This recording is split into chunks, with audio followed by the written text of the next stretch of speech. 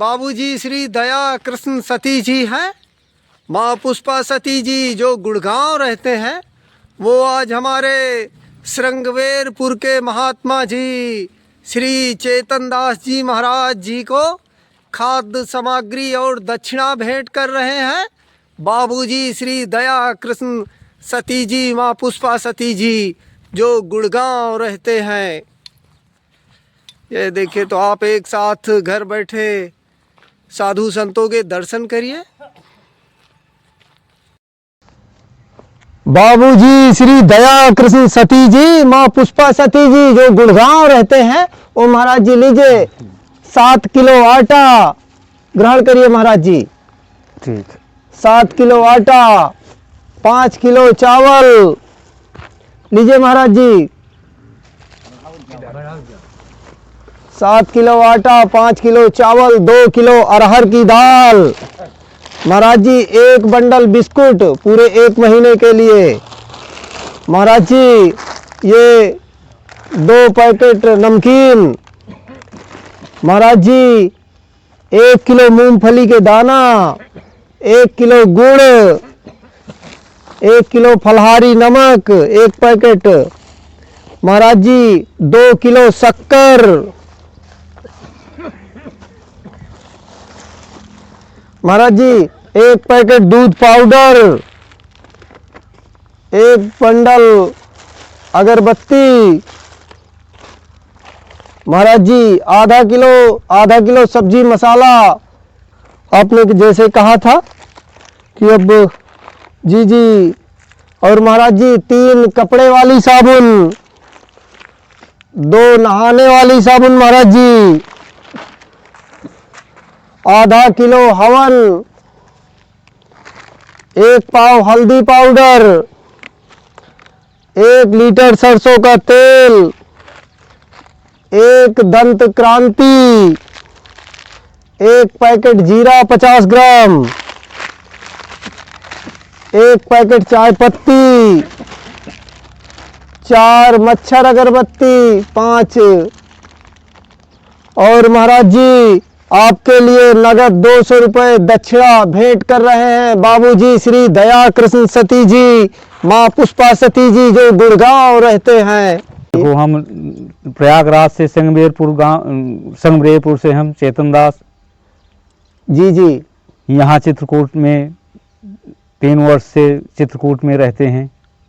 कुटिया हमारी छोटी सी कुटिया है, वही कुटिया में रहते हैं, बनाते खाते हैं। परिक्रमा 5 परिक्रमा लगाते हैं चित्रकूट की। उनका कमरा लिए हैं किराए के, उसी किराए के कमरे में रहते हैं।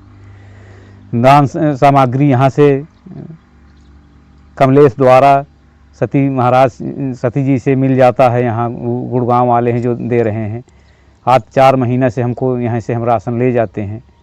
हमारी ओर से उनको बहुत बहुत से आशीर्वाद प्राप्त हो।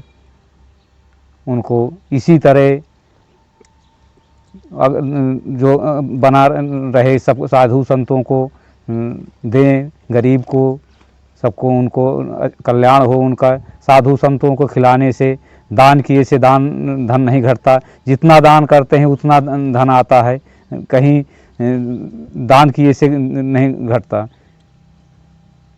जैसे गंगा यमुना है, उनसे जल कितना वो हो जाता है, पर उनका कहीं जल नहीं घटता नहीं। ऐसे दानवीरों का भी है, यही है जो दानवीर दान दाता हैं। वो दान दाता चाहे जितना दान करे, जितना दान करेंगे उसका 10 गुना उनको प्राप्त होता है। साधु संत को अगर दान 10 रुपया दे तो उनको 10,000 जरूर आएगा। जी ये प्रभु जी के, राम जी के महिमा है कि जो जिसको जितना खर्च करोगे, जितना भाई जो कोई कंजूस होगा कि वो उसी धैर्य रहेगा तो गड़ा रहता है। गड़ा धन वो कुछ दिन के बाद, कुछ 10, 25, 50 वर्ष के बाद, 100 वर्ष के बाद वो फिर वो बेकार हो जाता है। धन बेकार हो जाता है। माया जो गाड़ देता है, गाड़ी माया वो जीव आत्मा हो जाती है, वो भी बेकार हो जाती है। और जो ये जो दान करते हैं, दानवीर हैं जो दान करते हैं, ये यहाँ देंगे अगले जन्म में, कई जन्मों में इसका पुण्य अगले जन्म मिलता है। यही कहीं ये दान जो सती जी कर रहे हैं दान, ये पुष्पा जी कर रहे हैं दान। ये दान पहले ही जन्म में, अगले जन्म में दान करते रहे, तब दान इनको करने को मिला। अब अभी करेंगे तो अगले फिर मिलेगा। ऐसे दानवीरों की हमारे साधुओं संतों से आशीर्वाद पहुँचे। एक आपसे प्रश्न है महाराज जी, हाँ जी, कि पहले के जमाने में लोग जब नमक किसी को खिला देते थे तब वो नमक के बदले अपने प्राणों की आहुति दे देता था। आज उल्टा हो रहा है महाराज जी, अगर आप किसी को नमक खिला देते हैं, किसी की मदद कर देते हैं, तो वही आपकी जान के पीछे पड़ जाता है। वो सही है, कह रहे हैं, वो पीछे पड़ रहा है। हाँ। जान के पीछे पे जो कोई इसको करते हैं, जो कोई खिलाता है, हाँ। उसको अगले जन्म में उसको मिलता है, सब मिलता है। अगर कर्ज लेता है तो कर्ज लेके हम तुम्हारा कर्ज ले लिए और कर्ज न दिए तो अगले जन्म में चाहे जानवर हो के, बैल बन के, तो बैल की जोताई नहीं होती, कुछ हो के मतलब उसको भरना पड़ेगा। वो बिना भरने कर्ज बिना वो नहीं, मोक्ष नहीं मिलती है। और जो ये शरीर से जो पाप होते हैं तो पाप भोगना पड़ता है। जो ये मुख से हमारे ये शरीर से पाप होंगे वही भोगेगा, दूसर कोई नहीं भोगेगा। वाल्मीकि जी कहे थे, वाल्मीकि जी ब्रह्म के समान जो भय थे। वाल्मीकि जी पहले की चोरी करते थे, अपने परिवार को खवाते थे चोरी से। भगवान उनकी परीक्षा लेने के पहुँचे, अब कहा कि बताओ, ये पूछ आओ कि अपने घर वालों से, भाइयों से, माँ बाप जो हो, भाई जो परिवार से, कि पूछ आओ कि इसमें हिस्सा, तुमको पापों में हिस्सा वो करोगे कि नहीं जो करते। तो कहे हमको, भाई तुम हमारे पुत्र हो, तुम चाहे जैसे चाहे मेहनत करके खवाओ, चाहे डकैती डाल के खवाओ, ये हमको खाने से मतलब है, माँ की हम कुछ नहीं जानते। ये पाप करो चाहे मेहनत करो, ये तुम्ही को भोगना पड़ेगा। तब उसी दिन से वो बंद करके और उनसे राम राम नहीं कहे तो उल्टा मरा मरा कहते थे। तो मारा जब मरा कहें तो राम नहीं कहने लगे। यही से इतने से भगवान की कृपा होगी कि ब्रह्म के समान, उन्हीं की सबसे ये रामायण, वाल्मीकि रामायण जो है, वाल्मीकि रामायण पहले उन्हीं ने लिखा है। ये रामायण कर उन्हीं ने कहते, तुलसीदास जी तो फिर बाद में, तुलसीदास जी भी वाल्मीकि के ही अवतार हैं।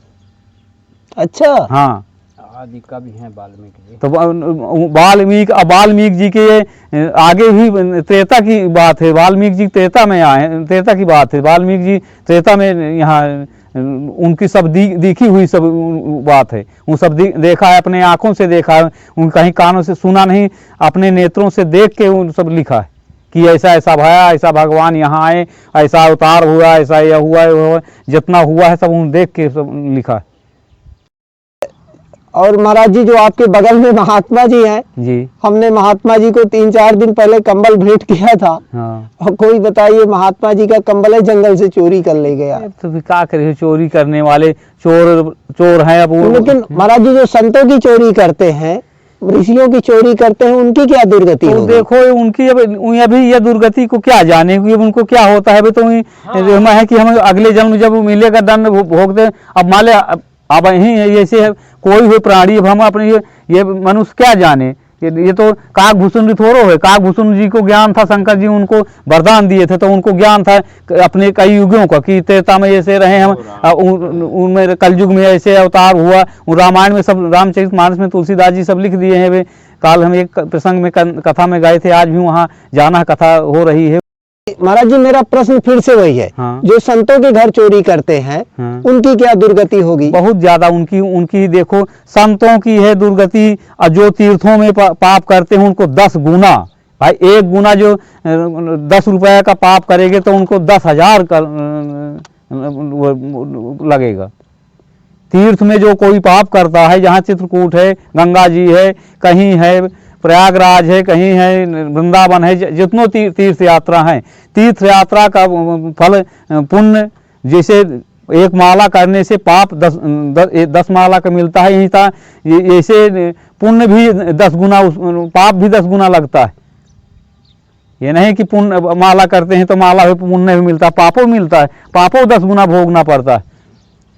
तो भोगते हैं आदमी, यहीं भोग लेते हैं। किसी कुछ हो गया, कोई अंधा हो गया, कुछ लूला हो गया, कुछ हो गया, तमाम ऐसे विडम्बनाएं सही शरीरे में हो जाते हैं कि वह भोगना पड़ता है, भोग कष्ट भोगता है। वही 84 अब कहता है कि मैं क्या किया भाई, इस जन्म में नहीं किया, वो अगले जन्म का है, पूर्व जन्म का है, तो भोगते हैं। तो भोगते, कोई अंधा हो गया, कोई लंगड़ा हो गया, कोई शरीर से कोई किसी की गोली लग गई, किसी की सर कट गया, किसी को गया, कोई आत्महत्या हो गई, गाड़ी घोड़ा से होगा, इसी से तो भोग माने इसी शरीर से होगा। तो भोगना ही पड़ता है। उसके साथ साथ जो हम इस जीवन में आज अगर ये कलिकाल है, कराल कलिकाल है ये, इसमें सिर्फ राम का नाम और दान, एन केन प्रकार दान करे कल्याण, बस और राम जी का नाम पाप का शमन करता है।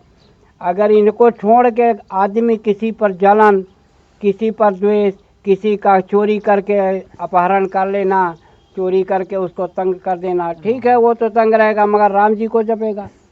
भाई अब हमारे संत जी का कंबल चोरी हो गया, इन्होंने किसी को नहीं देखा, राम राम राम राम सीताराम सीताराम सीताराम, तो सीताराम को वाह लगी कि अगले ने दान किया इस संत प्राणी को और इसका ले गया, तो राम जी तो उसके ऊपर छाया किया कि चलो तुमको आज ठंडी नहीं लगेगी, कल तुम्हें मिलेगा। उन्होंने भेज दिया कि फला जगह चले जाओ, वो आ गए यहाँ उनको उपलब्ध हो गया, ठंडी भी कट गई।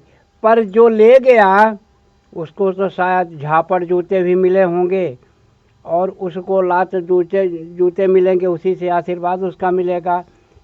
इस जीवन के बाद वो इतनी तरह बुरी तरह से भटकेगा कि अंधा हो जाएगा, हाथ पैर लूले हो जाएंगे, मुंह खाली रहेगा, हाय हाय करेगा, रोएगा, गिड़गिड़ाएगा, कोई टुकड़ा डाल देगा तो ठीक है, नहीं तो बस।